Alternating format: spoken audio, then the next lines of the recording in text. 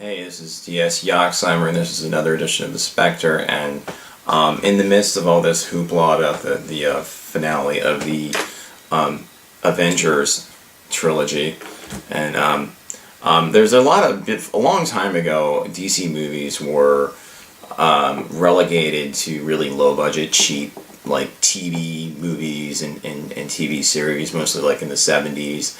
And a couple of them that, as you just saw in the beginning there, were around the time the movie that I'm just about to talk about here, the Fantastic Four, which was actually never intended to be released at all. So the story about the 1994 Fantastic Four movie is actually that of there was a German movie producer named Brett Eichner who. Of New Constantine Films. He approached Stan Lee to purchase the option to make a Fantastic Four movie for around $250,000, supposedly.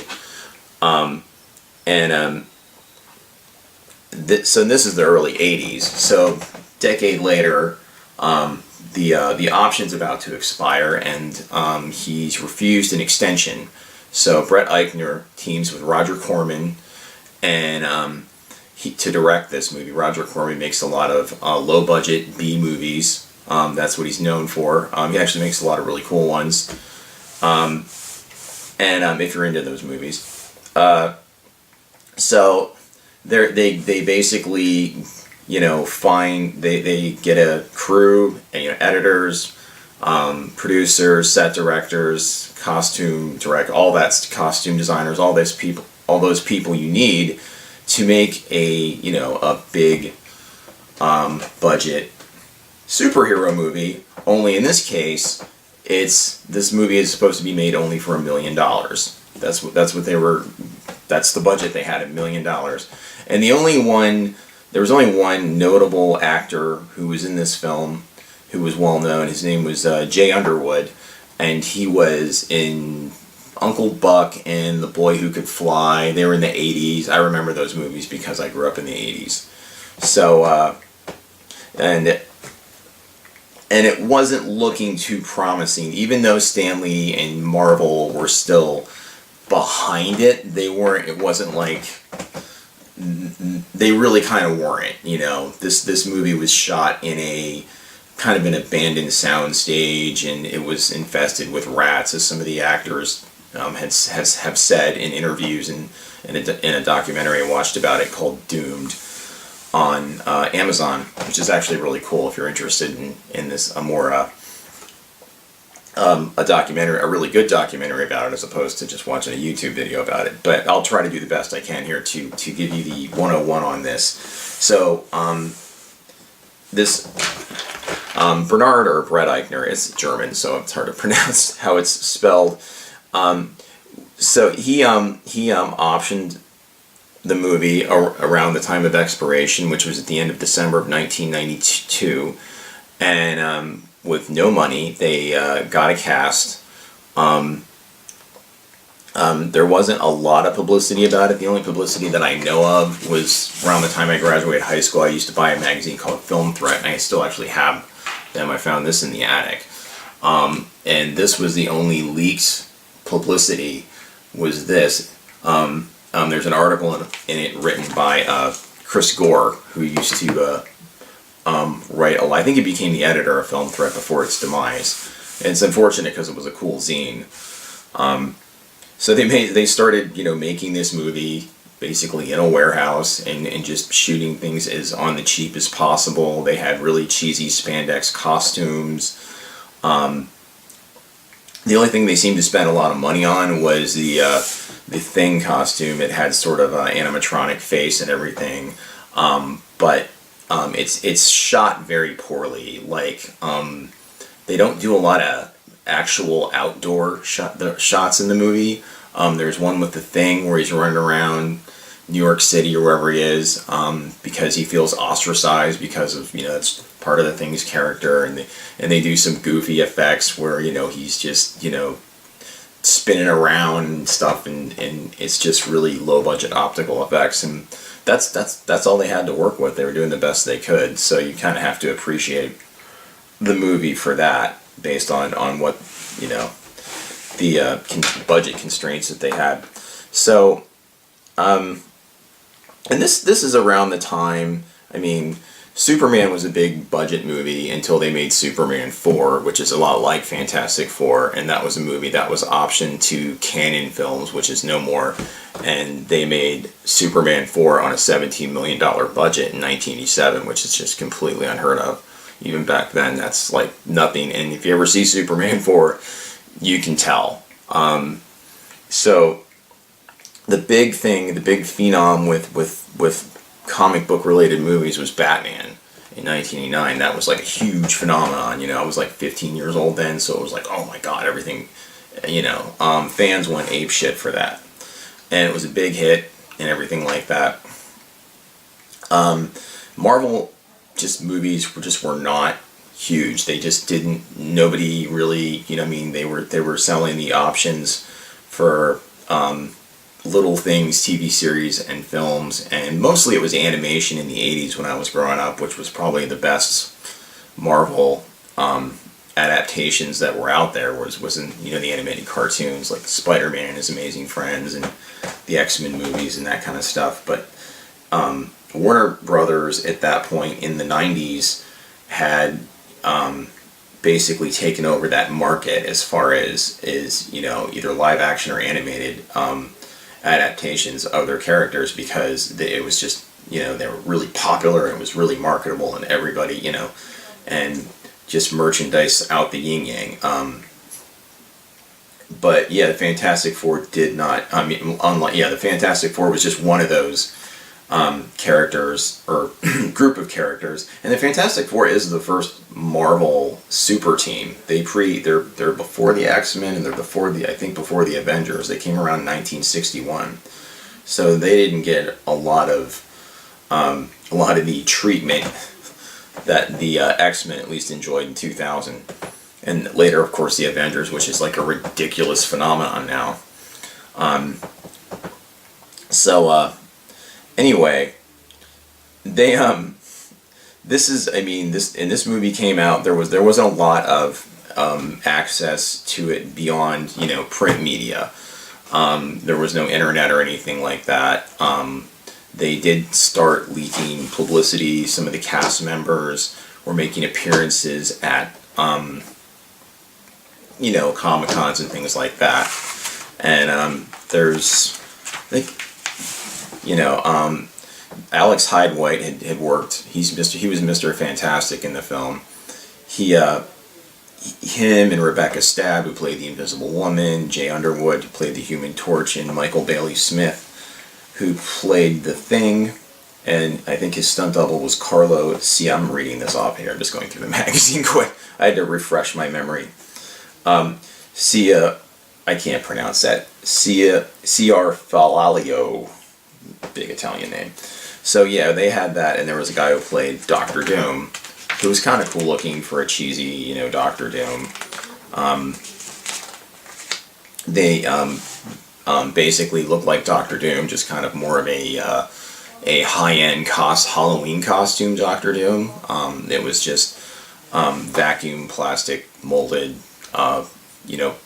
sort of, armor and the face helmet and stuff. The helmet, wasn't that helmet? It's a face mask, but it was supposed to look steel in the hood. Basically, your typical Doctor Doom look. And I thought he looked cooler than the ones in the later Fantastic Four movies, which are an abomination as far as I'm concerned. But so anyway, they're making this movie thinking, hey, this movie's going to get made. This movie, we're going to be even though it's kind of a low budget movie and everything, we're going to make this film, and it's going to help our careers a little bit, and whatever, maybe something will come of it. And then at the point where the film was just starting to get promoted, and they were going to have a premiere at the Mall of America, and they had already done comic book conventions and got some of the fans sort of fired up about it, and even I thought it might be actually kind of cool at the time. So anyway, It was going to have a premiere at the Mall of America in Minneapolis, Minnesota, and they canceled it. They pulled the plug. Marvel came in, pulled the plug, and along with Brett Eichner.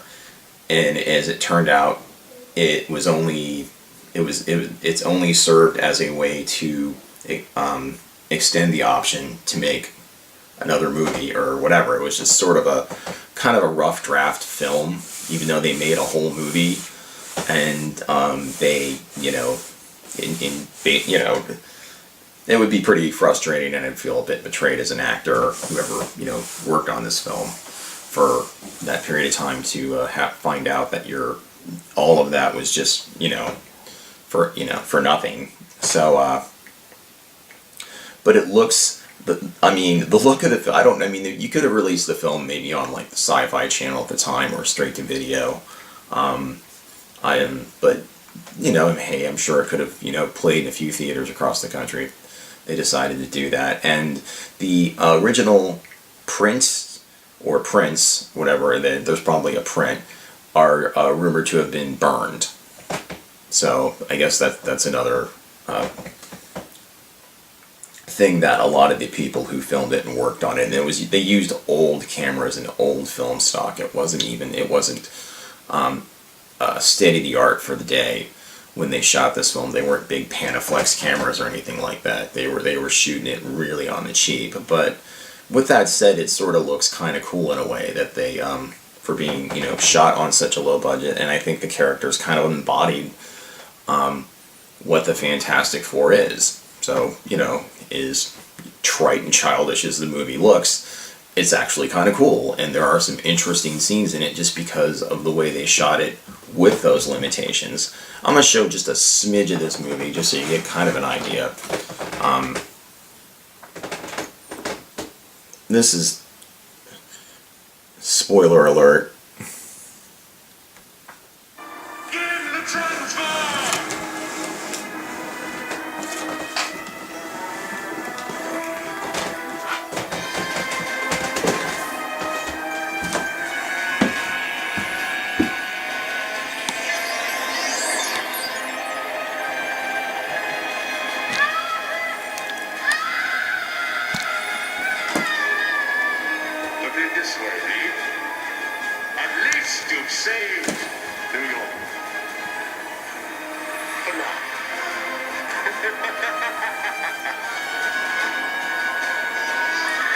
some damn good effects. She's really my favorite, Susan Storm. There's the Thing. There's Reed Richards. This is one of the few times he uses his human stretchability.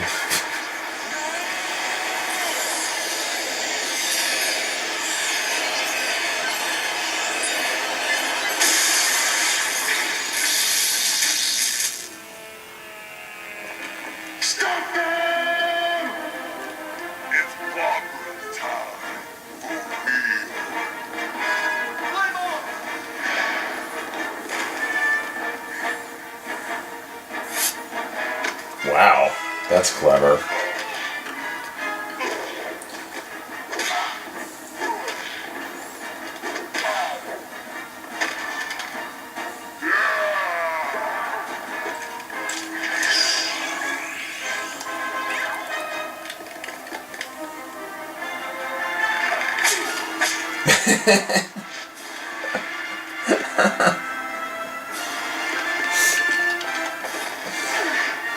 There's Human Torch.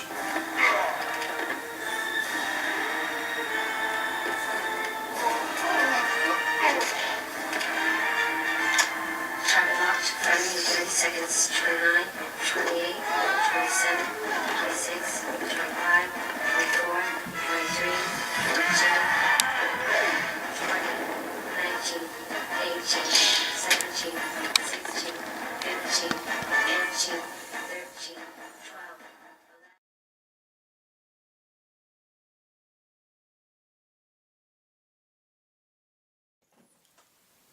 So yeah, there's a little taste of that movie. You can still find it on YouTube, I think, and there are, actually this is a bootleg. They're available They used to be in the 1990s. You go to a Comic-Con, you could pick up a bootleg copy because somebody ripped a bunch of copies of it who worked on the film before it disappeared or whatever happened to it. But it's basically faithfully follows the origin story of the Fantastic Four. They're hit with cosmic rays, and their spaceship crashes back to Earth, and they have abilities, you know.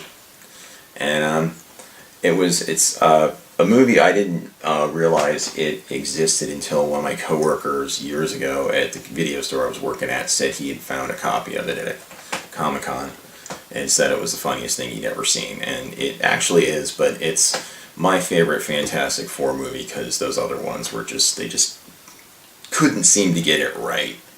Not enough to be included in the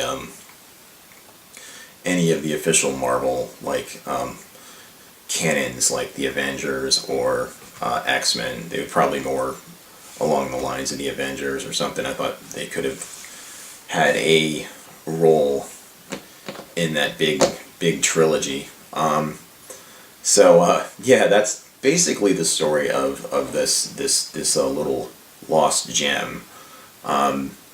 There's other movies that are pretty funny. Captain America movies from around 1992 when that was released. That one, as I said, it was already stated in the beginning of the video.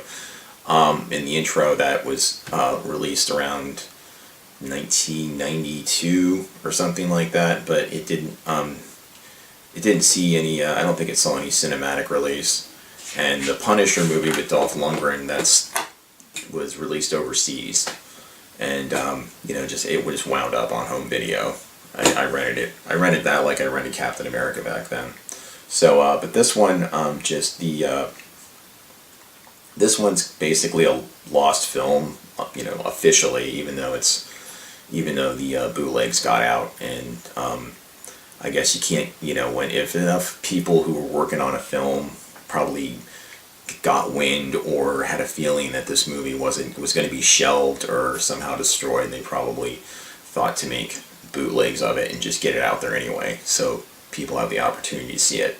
So anyway, this has been Edition of the Spectre. This has been my review and my just a little bit of history on the Lost Fantastic Four film.